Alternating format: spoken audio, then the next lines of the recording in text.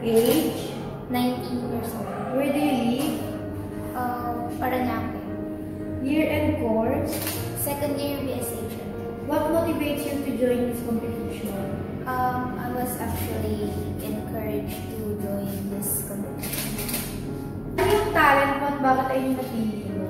Yung talent ko is dancing, and yun yung pinili ko kasi may experience na ako dun before. Gaano ka nang tagal na nag-prepare? Actually, 3 weeks.